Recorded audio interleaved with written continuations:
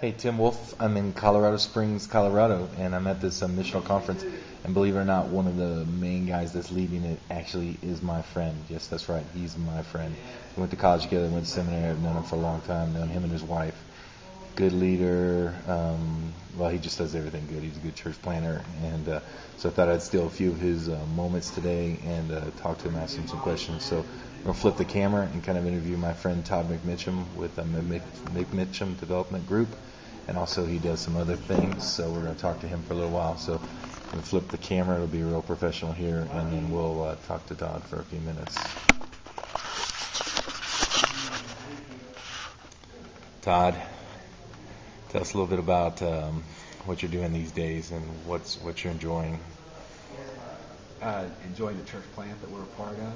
It's 4 years old, and just watched it grow with lay people leading it, directing it, and saw our network just expand to plant 6 churches and be a part of that, and just watch God do incredible things, and to be a part of this event where you understand God's doing amazing stuff around this country through people. That's incredible. Todd, tell us a little bit about mcmichen Development. I, several years ago, began a company to help churches think through the stewardship side of ministry and church, and particularly able to capitalize large projects, capital projects.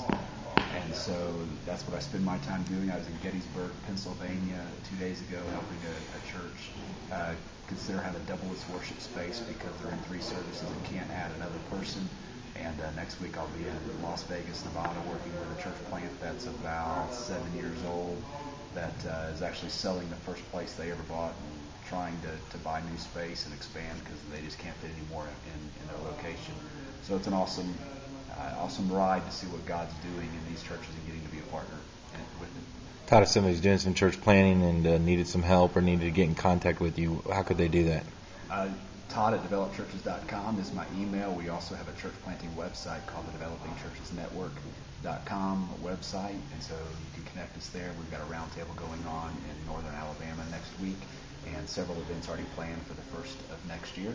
And then if you want to just go peer in at the church plant that we attend, go to simplychurch.org. Todd, tell me real briefly, you and your wife have a heart for church planting. You've been church planners. You are church planning. What's that look like for you and your wife? Why are you so committed? We were in college. We got hooked on church planting and learned very quickly that not only was it the biblical pattern, one of the biblical patterns that was very successful in evangelizing the ancient world. However, in America, we are falling behind. More churches are closing their doors today than are opening their doors, and we've got to take it seriously. We've got to take it seriously as American Christians. And so my wife and I have committed ourselves to doing whatever we can to help church planters on any level that we can, and trying even to do more than that. Planted a church, started the church planting network, and so we're trying to get as many people in the game as possible because it's our country, and we are the Christians, and we're the ones that have got to plant and start the churches. Todd, obviously our country's kind of in this economic almost catastrophe, and you do stewardship coaching.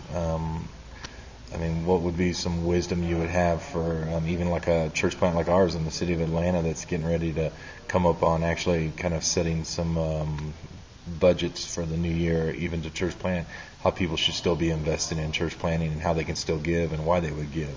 Yeah, it's a crazy thing right now. Yesterday the stock market fell over 300 points. I just checked it before we came over here to do this, and it was up over 500 points today.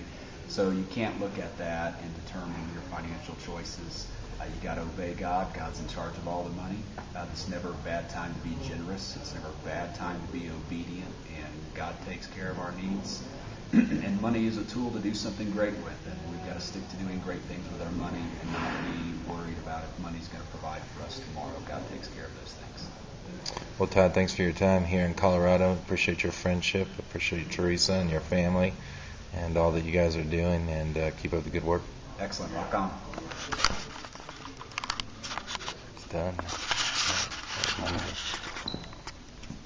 If I had a vision, you'll clean it up.